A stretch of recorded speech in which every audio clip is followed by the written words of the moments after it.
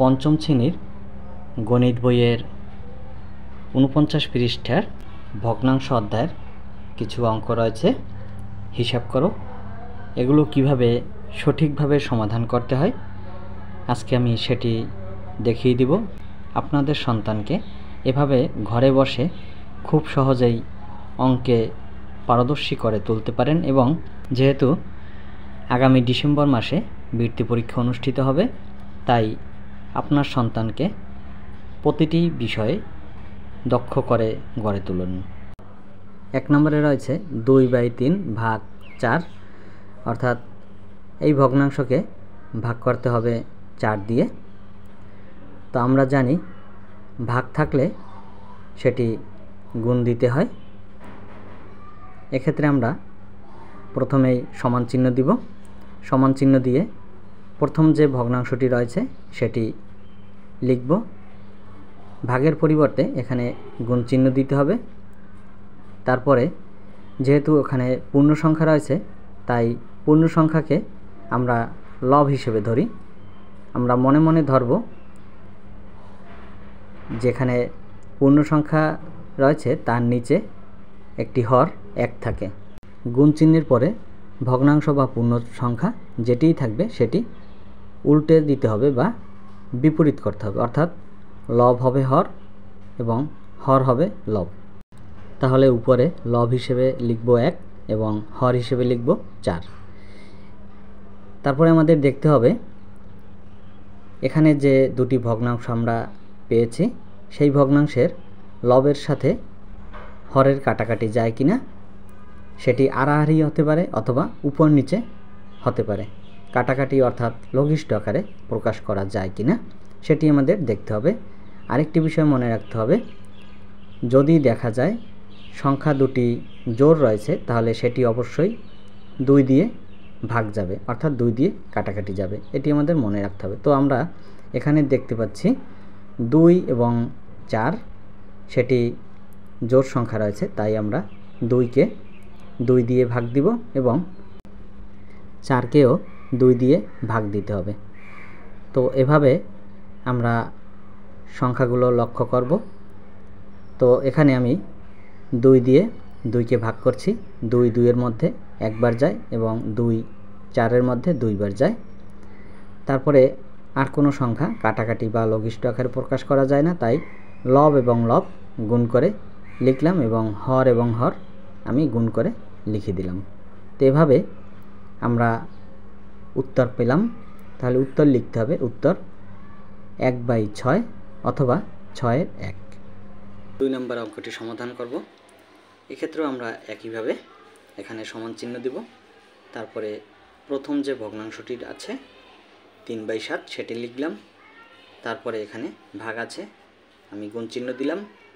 তারপরে আমরা জানি এখানে যে পূর্ণ সংখ্যাটি রয়েছে সেটি বিপরীত হবে, অর্থাৎ উল্টে যাবে, তাই 6 যাবে নিচে এবং এর উপরে যাবে 1। এক্ষেত্রে আমাদের দেখতে হবে লব এবং হর, এবং এখানেরও লব এবং হর কাটাকাটি যায় কিনা। আমরা দেখলাম 7 1 এটা কাটাকাটি যায় না, তবে 3 এবং 6 এই সংখ্যাকে 3 দিয়ে কাটাকাটি যায়। এখানে আমরা 3 দিয়ে কাটলাম। 3 3-এর মধ্যে একবার যায়, 3 অক্ষে 3, এবং 3 6-এর মধ্যে 2 বার যায়, 3 2 6। তো এখন আমরা 7 এবং 2 এটি গুণ করে দেব। আমরা জানি হর এবং লব এটি গুণ করতে হয়। তাহলে 7 2 14 এবং 1 অক্ষে 1। এরপরে 3 নম্বর অঙ্কের সমাধান।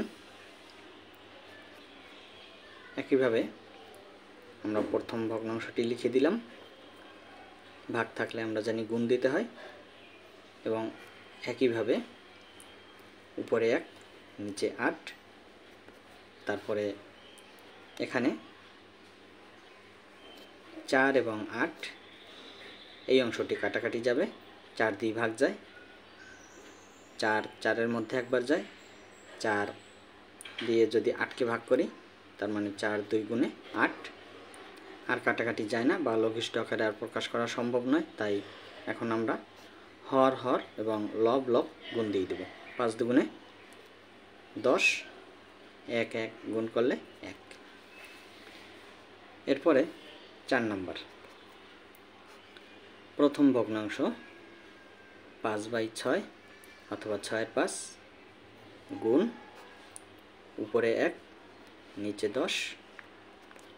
এক্ষেত্রে 5 দিয়ে কাটাকাটি যাবে, অর্থাৎ 5 5-এর মধ্যে একবার যায়, 5 10-এর মধ্যে 2 বার যায়।